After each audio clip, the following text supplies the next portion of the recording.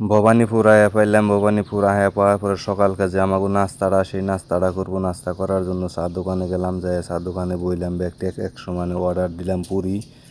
পুরি দিতেছে, যার জন্য একটু অপেক্ষা করুন। সেই সময়টুকু আপনারা কী করেন, একটু লাইক করেন, শেয়ার করেন, কমেন্ট করেন, সাবস্ক্রাইব করে পাশে থাকেন।